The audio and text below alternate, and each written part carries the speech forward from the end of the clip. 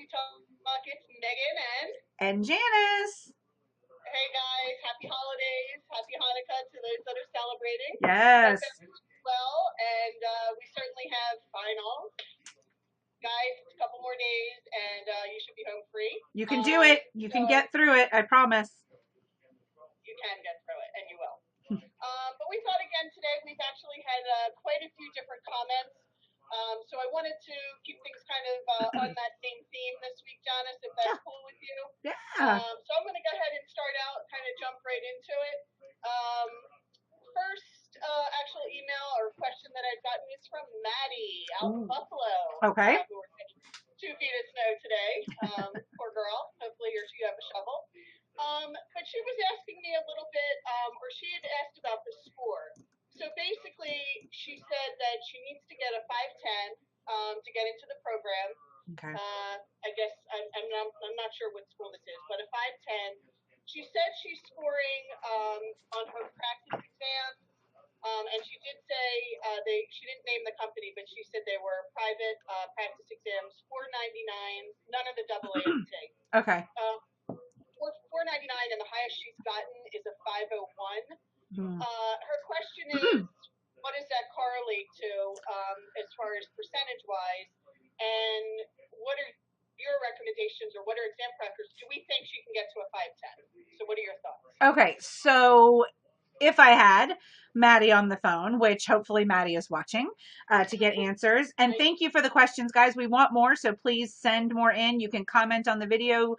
You can send them in via email. We'll link emails below so that you can do that. But the more questions, the better. But let's get back to Maddie. So if I had Maddie, the first thing that I would say is you, at this point, if you're really evaluating your progress on your score, well, first and foremost, can you get those points? Yes, you can absolutely get those points. It's just about how you get to those points. It's within a realistic range. You're not shooting for like a 20-point gap or anything. So you're okay. You know, that's doable. Yeah, exactly. So the first thing that I would suggest is to take a AAMC. From what I gleaned from the question, what you've taken so far has been private test prep company exams, but not the AAMC's exams. If you have not taken one of those yet, you need to. To be a little kind of just candid, they are the official AAMC exams are the only exams out there that are going to give you a 100% realistic idea of where you would score walking out of the room. They are from the horse's mouth. They are the real deal, and it just makes sense that obviously they are going to give you an accurate representation of what you're going to score. So that's what I would tell you first. Take a AAMC exam. See where your score is lying there. You never know. You may already be scoring there. A lot of the test prep companies, and I'll go ahead and include us in this, have our exams out there. Some of them choose to give you a 3-digit score and some of them choose not to. I can't speak for our competitors, so I'll leave that on the table, but I can speak for Examkrackers. With our practice exams, we don't give you a 3-digit score, which I know initially is probably going to sound like, what? But we don't, because we recognize that our exams are slightly harder than the real exam, and it's better for us to give you a percentage and to have you work to improve that percentage than it is to give you a random 3-digit number that may or may not really correlate to what your exam is going to really be like, just to make you happy. It's much better for you to use a percentage and then keep trying to improve your percentage.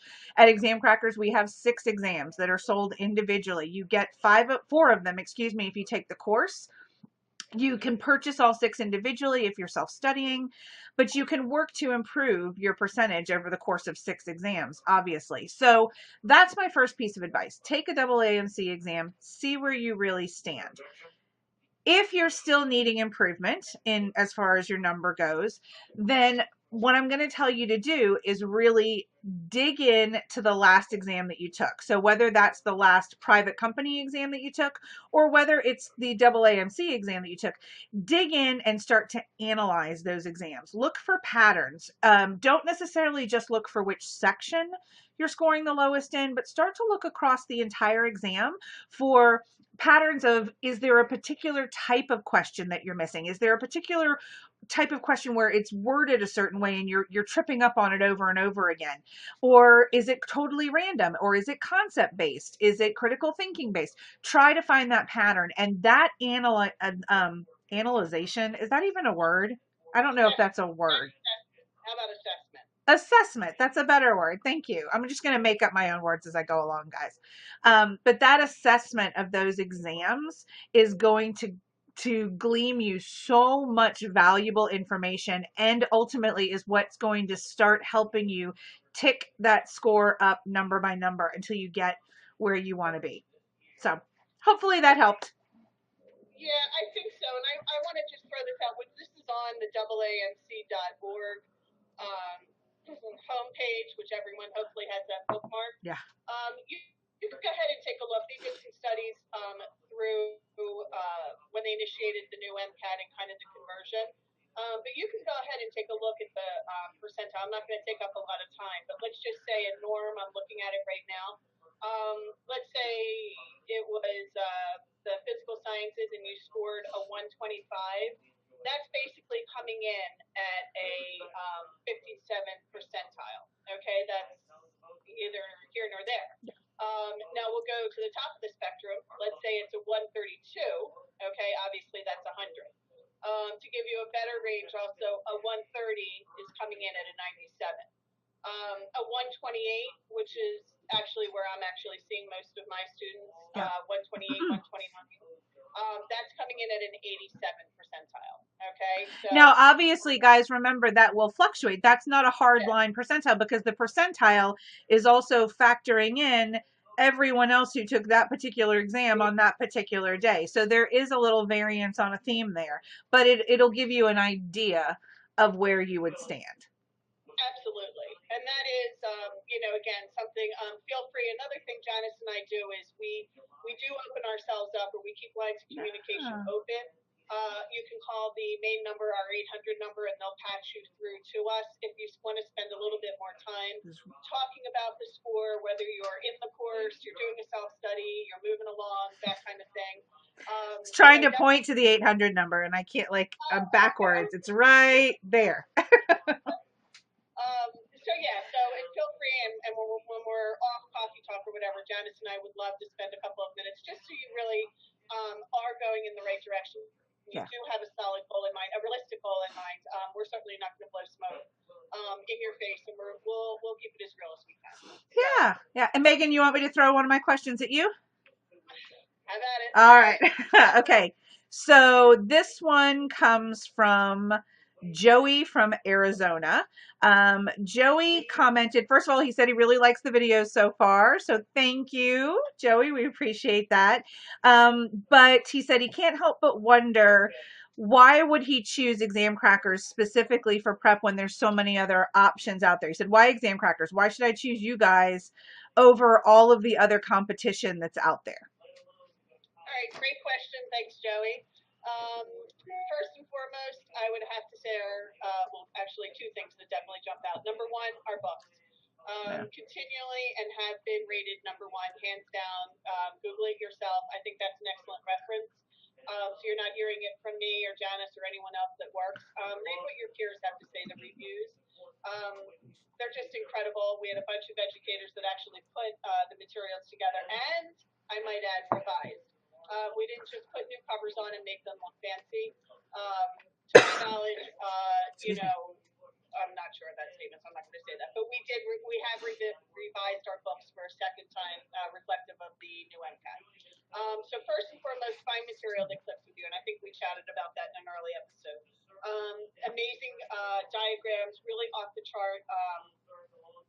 Different colorful pictures, that kind of thing. Salties in there. We have something called signposts that kind of take you back throughout the different sciences and how they're related to one another. It's my version of Cliff Notes or Cheat Notes. Definitely the books. But the other thing I think that really steps out about Examkrackers is the fact that we put a heavy emphasis on your testing. So, for example, whether you're in an online class with us or a physical in the classroom with us, you're doing 4 mini MCATs a week. for 30-minute exams. And immediately following those exams, you're actually doing a review with your instructor where the focus is really going to be on the incorrect answer choices, in some cases more so than the correct one. We spend a big amount of time correcting your wrongs and making sure that you understand the mistakes. Janis had mentioned something earlier about patterns. You will start to see certain patterns develop, especially in cars. At least I noticed that. So that's definitely something that I think really excels. And then the third thing, Janis and I also do all of the recruiting and training for the instructors at Examkrackers. We try and find the best, obviously. That's our goal. High MCAT score, recent. We want someone that's recently taken an MCAT. But more so than that, we want to make sure they have really a dynamic personality. They have the ability to really connect with the students. They have wonderful analogies and kind of their meat and potatoes as to what the MCAT is all about, or what certain content information is about. We don't use scripted lectures with any of our instructors. So they actually want to come work for us because we're not a bunch of robots. They use body language and they can kind of, assess the kind of questions that are coming in from their students. So they can really kind of fine tune, tweak out how they're actually teaching the classes, and I think make it a little bit more pertinent to who the audience is. So am I in a class surrounded by, a bunch of undergrads? Am I in a class surrounded by a couple postbacks and a couple undergrads who, half-heartedly want to, become a doctor someday? So, these are all really important things, and those are where they might emphasize a little bit more, maybe heavy on the content. Maybe they might spend a little bit more time on the review. So there's a little bit of, kind of balancing act that actually goes on there. But I would say those three things are definitely the best. The final thing I like to say too is we don't give you an overwhelming or an overabundance of material. Yeah. That's our job, or that was the writer's job. We figured it out. You have to kind of hand over, relinquish the trust to us. We've been doing this for over 20 years now, so we've got it. There is a method to the madness, right?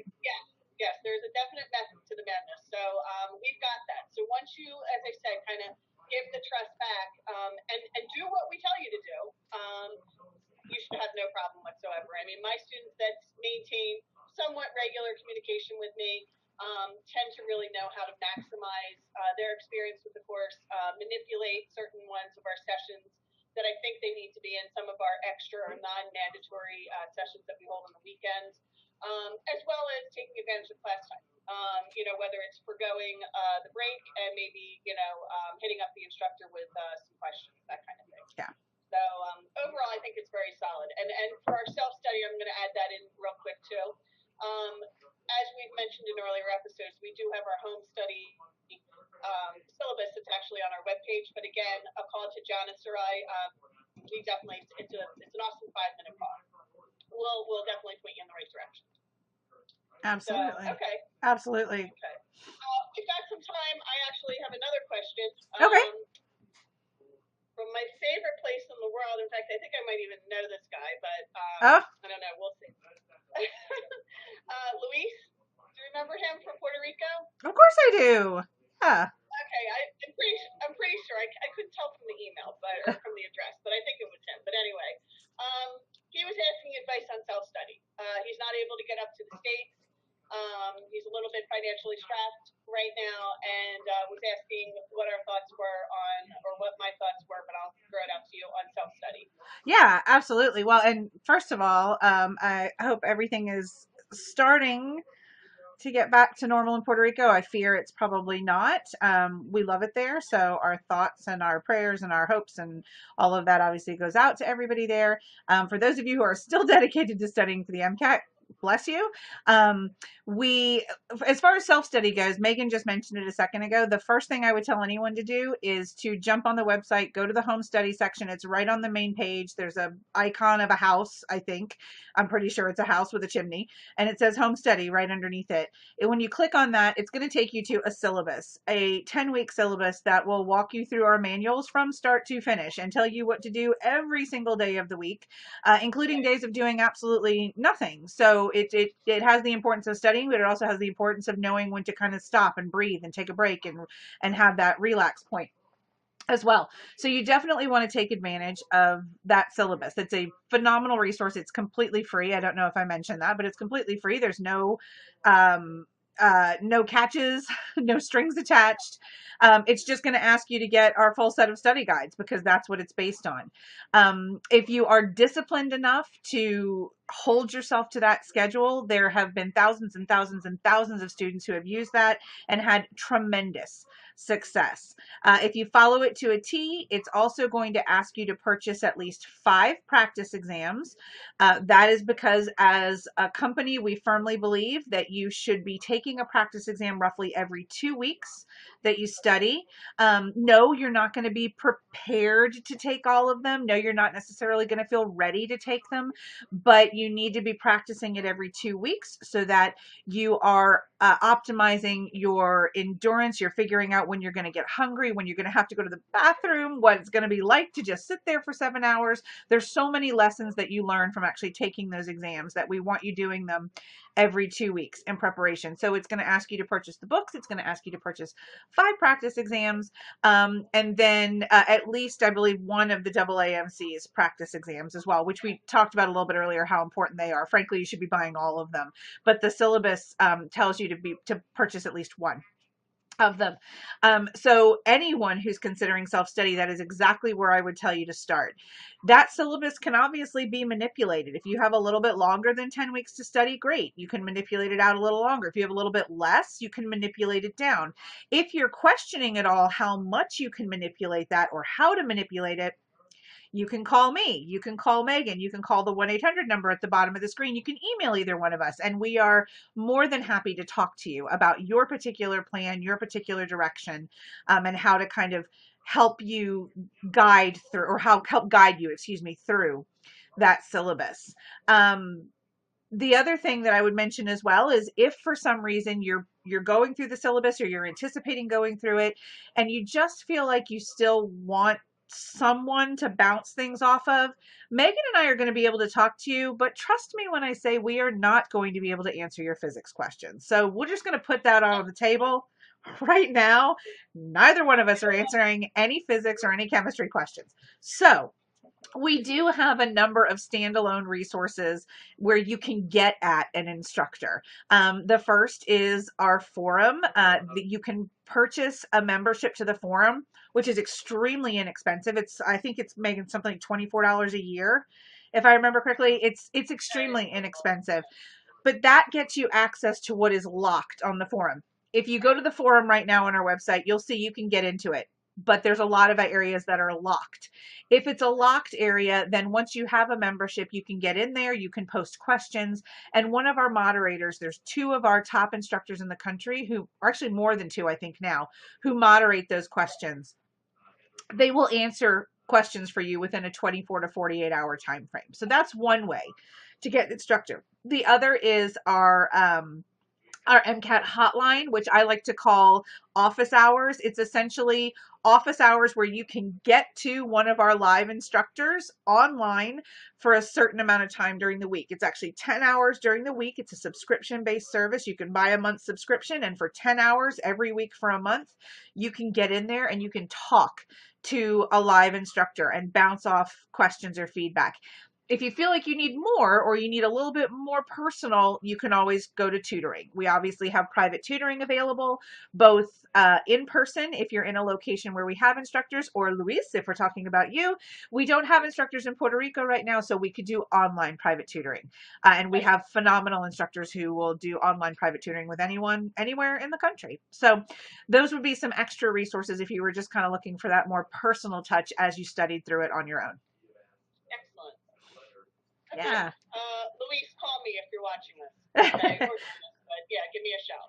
Absolutely. Okay, we got one more. I think, do we have time for one more? Do we have time? We'll wrap it up with one more. Yeah. Okay, all right. So this one comes from Caleb in Illinois. And Caleb basically said he's prepped already, feeling good about his concepts, feeling good about, in general, just the test. Actually, this kind of goes back to our first question, but he wants to get his score up about 5 points. What do we think is the best way for him to get that score up, those last 5 points? So it's probably going to reiterate a little bit of what we said earlier, but I'll let you go ahead and take that, Megan. I see the biggest room for improvement depending on when your exam date is. Let's say we're maybe 4 weeks out, or let's say right now, and you're planning for an end of January. So we're mid-December, have to get through finals, the holidays, that kind of thing. So about a month. My recommendation is cars. When students come to me that way, depending on how they're scoring. Yeah. In general, most of my students tend to really make a significant jump once they really get the practice down on the technique and the method. Okay? That's all it is. And the more exposure, the more you do it, it becomes almost like an art form. And you just, for some reason, it clicks, the connections go. I've seen students go from, a 125 to a 128 with just I don't want to say a short amount of time, but let's say a month's amount of time diligently. And I'm not saying haphazardly, like, yeah, I did a passage a day. I'm talking 10, 15 passages a day. In fact, I would recommend one of our 101 books. The science, this is actually an interesting question to actually get. In fact, one of us should email back. But anyway, the sciences is going to be more content related. And so I worry in a short amount of time that a student's then going to switch back over into heavy content, because ultimately this one, and I'm using a 1 month time frame or 4 weeks. Right. That's when you really should only be doing practice passages. So in reference to the other sciences, if that's where he wants to bump his score up 5 points, let's say we got your cars up at least 2 points, so we've got to get 3 more. If you had at it with the sciences, and again, did your practice passages and got the 101 physics book, the 101 chemistry book, and really worked on your passage practice, let's say 15 a day, or make a goal to have 20, 25 done a week, okay, so whatever that comes out to, so about 100 leading up to it, I think you're going to definitely be able to get that 5-point increase. But don't kid yourself, and please do not make the mistake of delving back into content and spending exorbitant amounts of time kind of reteaching yourself, Googling things, getting into chat rooms, all this other kind of stuff. That 4-week time frame is really for practice. Yeah. Practice message, and if you have any left, or you even have them, grab the full-length practice exams or a AAMC. Yeah. Absolutely. And if I could piggyback on that for a second, I would say that, and you're mentioning cars is usually where you want to focus on. What we see so often is when you do get a little bit of a bump in your score in cars, that tends to also lead to a bump in the other sections. Maybe not as big of a bump, maybe more of like a half a point or a point, which you may not necessarily see, but it's there because your understanding of how to read through the passages obviously will only extend to the other sections as well. So it's definitely one of the best areas to focus on towards the latter of your prep when you're just trying to inch it up a little bit. Yeah, it's like a natural thing. I don't know why. It's not a miracle, but it's kind of like it just happens naturally for some reason. Yeah. That process. So, yeah. Awesome. Great. Well, Janis, I gotta run. I'm going out to do some Christmas shopping. Yay! So, So again, good luck on finals. Janis and I will be here next week for some more coffee talk. Until then, thanks for tuning in, and we'll see you on the other side. Absolutely. Bye, guys. Good luck.